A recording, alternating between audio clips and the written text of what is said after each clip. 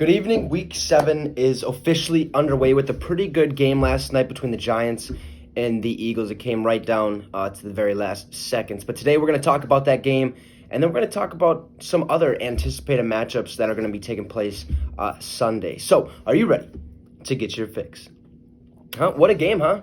I told you guys yesterday I expect this game to be a good one, but I did think the Eagles were going to run away with it at the end. Well, I was partially right, being that it was a very good game in which, at the end, I thought the Giants were actually going to come away with the victory. They've played some really good football these past 2 weeks. I also said the Eagles would win by at least 2 touchdowns, but that was not the case. This game came down to one drive, and the Eagles had to be perfect, and that's just what they were.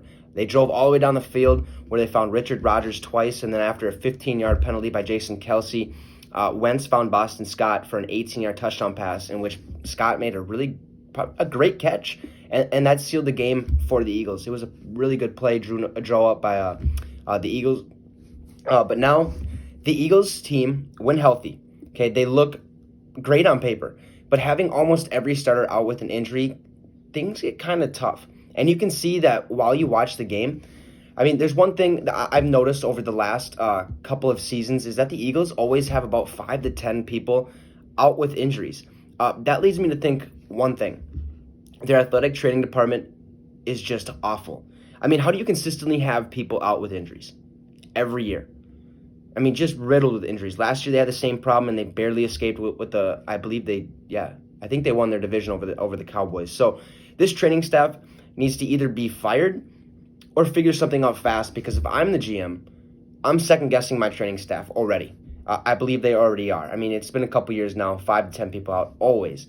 I mean, you pay millions to players who end up sitting on the bench the entire season. For what? So you can prove you have guys with heart, and you can win with anybody. Because sitting at 2-4-1 and leading the division tells me you guys are bad, okay? And you're okay with it because, hey, you're leading the division. You're okay with being 4-2-1 because you still get to host a playoff game. So now last night, the Giants told me one thing also. They have no running game whatsoever. I mean, Daniel Jones is the Giants' leading rusher with averaging about 6.7 yards per carry going into the game. And he also had an 80-yard touchdown, which he should have scored, but he tripped because he was running way too fast for his feet to keep up. I believe it was 21.2 miles per hour, which is pretty fast. It's second right behind Tyreek Hill's speed. So, but hey, I can't knock him for that because we've all been there. And if you say you haven't, then you're lying to yourself because it happens, especially when you're excited. Your feet just can't move as fast as your mind is going. And it happens. Daniel Jones had a little brain fart and went down. But hey, Daniel Jones isn't that great, okay? But he's a good quarterback.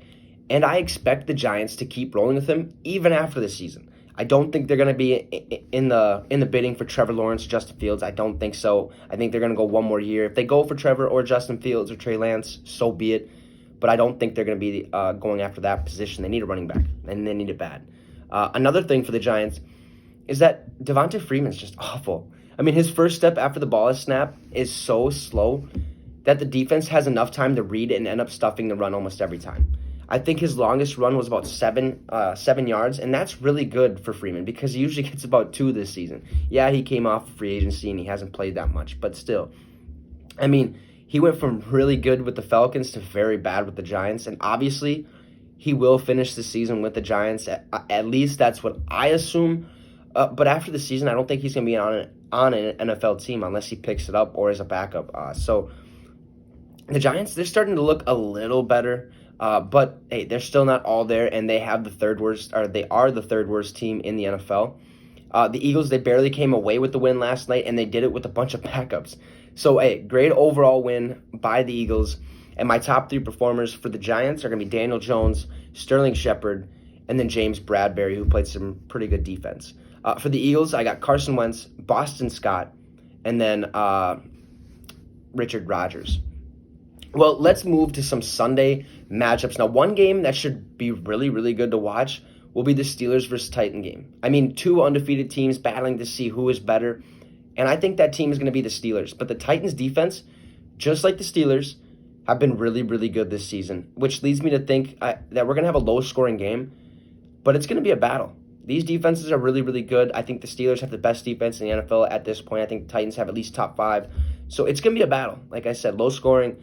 It's not going to be a shootout. It's going to be Big Ben, Tannehill, trying to go in the fourth quarter and see who can actually win this game.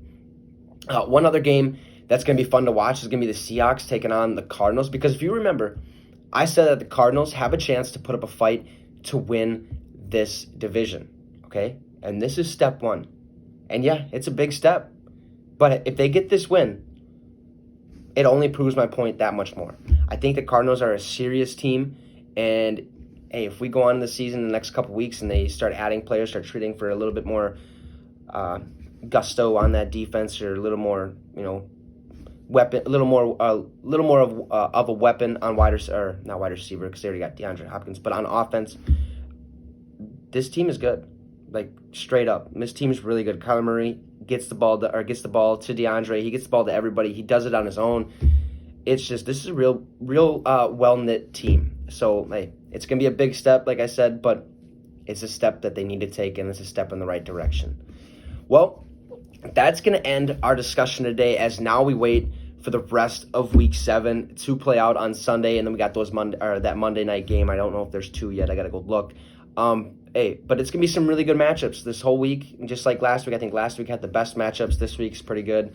But, hey, just be ready to watch some football on Sunday and Monday. Anyways, thanks for stopping by. We'll see you Monday. And you just got your fix with the Wicks.